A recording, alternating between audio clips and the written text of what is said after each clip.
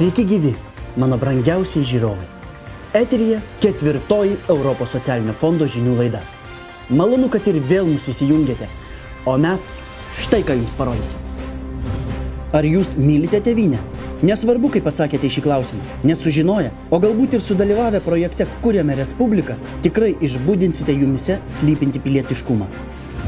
Įsibėgėjo Europos socialinio fondo akademijos veikla.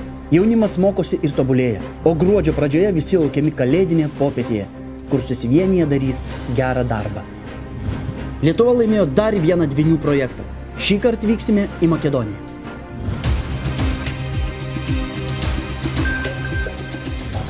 Ateitis jaunimo rankose. Tiek dalyvaujantis, tiek ir nedalyvaujantis projekte visi kurs mūsų respubliką. Tačiau suvienijus moksleivius ir suteikus jiems žinių, jų kuriama ateitis gali būti kur kas šviesesnė. Juk būti pilietiškais ne tik naudinga, bet ir smagu. Aš galvoju, kad jaunimą reikia auklėti. Taip, išauklėti juos reikia. Kaip mes anksčiau, už tėvynę tai visada stovėdavom, o dabar reikia padėti jiems įskiepyti pilietiškumą. Jūs įsivaizduokite. 120 mokyklų ir kolegijų per praėjusius metus išsiaiškino visas savo problemas. Sugalvojo, kaip jas spręsti ir viską įvykdė praktiškai. O šįmet, taigi projektas palies dar daugiau žmonių. Tas ir džiugina. Įdomu buvo tai, kad niekas mūsų nevertė to daryti, paprasčiausiai papasakoja apie tą idėją, o mes jau patys vaikai viską darom, veikiam. Mes vykdėme projektą Rodyk draugui širdį. Mūsų projekto tikslas buvo pamažinti socialinę atskirtį bei užimti ligoniukus besigydančius reabilitacijos centre. Va šitaip ir išsiugdysim Lietuvą. Mylinčius ir saugančius piliečius, kurie šalį kurs savo rankomis.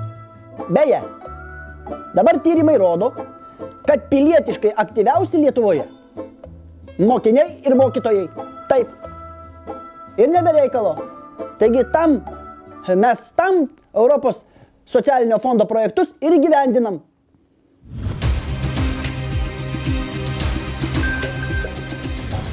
Brangieji, aš jums tik primenu, visa ko geriausio linkėdamas, kad nepamirštumėte, gruodžio 11 dieną jūsų laukia nerealus, tiesiog nerealus renginys. Baigėsi 2007-2013 metų Europos socialinio fondo paramos Lietuvai laikotarpis. O jūsų laukia įspūdingas renginys. Taip, Lietuvių estrados aukso fondo dainos, kurias jums išgiedos, iščiulbės, išraralios pati Rosita Čivilytė, Jeronimas Milius, Merūnas ir Lietuvos valstybinis simfoninis orkestras su pačiu dirigentu Gintaru Rinkevičiumi.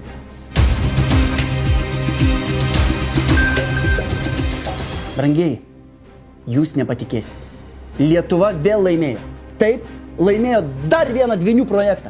Šįkart Makedonijoje. Mūsų specialusis korespondentas Gedrimir Savickandrovski iš Skopje. Taip, visi pasirašėliai yra, garsai yra visa, garso operatorė, visi komanda, kad televizija mums tiesioginį tiltą greitai pastatė tarp Lietuvos ir Makedonijos. Aš pasakiau, taip, aš esu žvaigždė korespondentas, visi mane klausia. Taip, nuvalau ietį ir jung kamerą tiesioginį, taip. Viskas! O, mano braliai lietuviai! Vėl įveikit visus jūs ir estus ir lenkus ir prancūzus. Net į vokiečius net, nu daug aplinkit. Ką jūs savo galvojat? Mano draugai, braliai lietuviai, pasiūlėt geriausius projektus. Nu, čia jūs jau yra dodat. Gal reikės, kad atvažiuotumėte pasidaryti, kaip ten tas jūsų yra Vilnius. Ja, sostinė Vilnius. Vilnius, žinovašus. Atrodo. Gražiai matyt, turbūt turi atrodyti, nes jau tie lietuviai tu jokiai vaizdūrovė. Mums čia vaizdūlių vaizdeliai. Čia jau 37 Lietuvos laimėtas dvynių projektas. 6 šįmet laimėtas dvynių projektas. 3 laimėtas Makedonijoje. Nu, žodžiu, lietuviai toj visur savo klonų prisigaminsi. Jas šikora barara, šyra pandara, sira bara, pasarapa. Ai, nieko nesuprantat, išversiu šiomis. Mes visi su jumis dvyniais nori patati, suprantat? Ir šį kartą mes makedoniečiai socialiniuose reikalose norim supanašėti su jumis lietuviai, taip. Nu, žinote, jūs labai gerai tvarkotės, mano draugai, ir viskas. Kaip yra? Viskas gerai? Taigi, operatorius visas dar komanda, dabar užfilmuosime su efektais. Pasiruošti, nes aš noriu palinkėti lietuviams geriausių visų linkėjimų. Lietuvis mano visus draugas, keliu prieš jūsų visus šalmus. Ir visus susitiksime Skopjeje. Skopjeje. Na ką, viskas brangieji. Basta. Auf Wiedersehen, das Vidania, arigato. Goodbye, do widzenia. Nors dar pažiūrėkit sportą, nes orus tai tikrai žiūrėsit.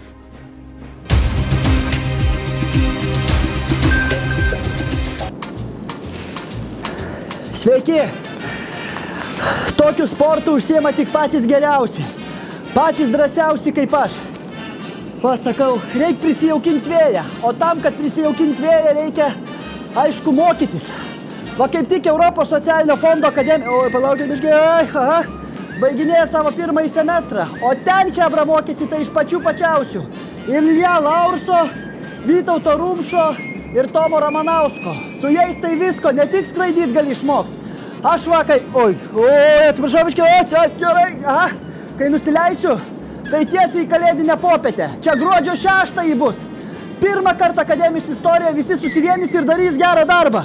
O aš, kadangi vis tiek toks esu ekstremalas, tai jau tikrai naudingas tokiam reikalui būsiu. Žodžiu, bus smagu, vyrai ir moterys, užsukit. Ir tiesa, nebandykit, jergut, palaukit, aha, gandrai. Taip, tokių trūkų namie nebandykit, nes galit susižeisti.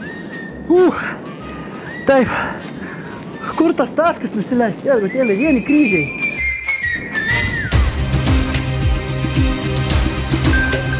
Sveiki, su jumis orų prognozuotojas Celsijus. O dabar, brangieji, primenu, kad artimiausias 2 dienas snaigės birės iš dangaus. Taip, kartais labai didelės ir labai daug. Taigi nepamirškit skėčių ir dar nepamirškit atsinaujinti esf.lt tinklapio naujienų prenumeratos. Nes ruošiantis naujajam 2014-2020 metų laikotarpiui atnaujiname puslapį. Jei neužsiprenumeruosit, ne tik nežinosit, kada skėtį iš namų pasiimt, bet ir šiaip nieko gero nežinosit. O tada jau virš jūsų galvelių pradės skauptis tamsus debesėliai. O po tų 2 dienų jau pradės lysti ir saulelė. Atsiras šiltesnių spindulėlių, kaip ir papildomų skilčių ateinančiam finansavimo laikotarpiui. Atnaujintame esf.lt tinklapyje. Žodžiu, nesušalkite pirštukų ir likite su mūsų kanaliuku. Trandadadadadandin.